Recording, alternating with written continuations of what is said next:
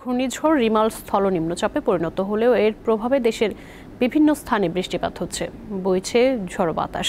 জলোচ্ছ্বাসে তলিয়ে গেছে অনেক এলাকা, বিঘ্নিত হচ্ছে বিদ্যুৎ সরবরাহ। পটুয়াখালী, সাতক্ষীরা, ভোলা, বরিশাল ও চট্টগ্রামে 9 জন প্রাণ হারিয়েছে। ঘূর্ণিঝড় রিমালের প্রভাব কমে যাওয়ায় উঠে গেছে বিপদ সংকেত, তবে স্বাভাবিক হয়নি আবহাওয়া। বৃষ্টিপাত ও ঝোড়ো হাওয়া বইছে উপকূলীয় জেলা বাগেরহাটে, বিধ্বস্ত হয়েছে অসংখ্য ঘরবাড়ি।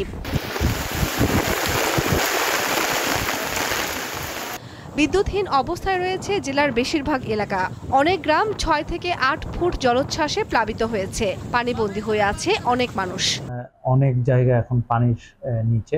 আমাদের মোড়লগঞ্জ উপজেলা পরিষদের মধ্যেই প্রায় হাঁটুর উপরে পানি। আমরা সবাইকে আশ্রয় কেন্দ্রে নিয়ে আসতে পেরেছি।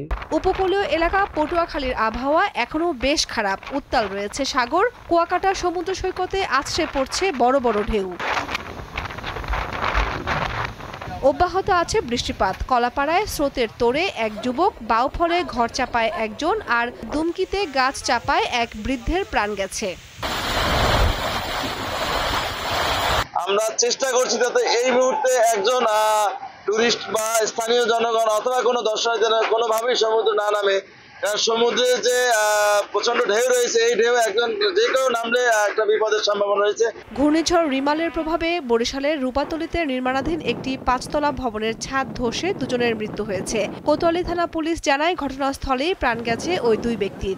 গুরুতর আহত অবস্থায় একজনকে উদ্ধার করে শেরেবাংলা মেডিকেল কলেজ হাসপাতালে ভর্তি করা হয়েছে।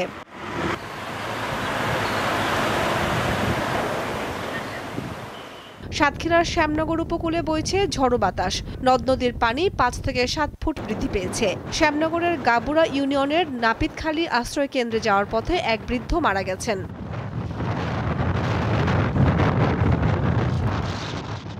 ঘূর্ণিঝড়ের কারণে চট্টগ্রামের বায়েজিদ চন্দ্রনগরে দেয়াল ধসে একজন নিহত ও 2 জন আহত হয়েছে। সেখানে এখনো বৈরী আবহাওয়া বিরাজ করছে। উপকূলীয় জেলা ঝালকাঠিতে বৃষ্টিপাত অব্যাহত রয়েছে, বইছে দমকা হাওয়া।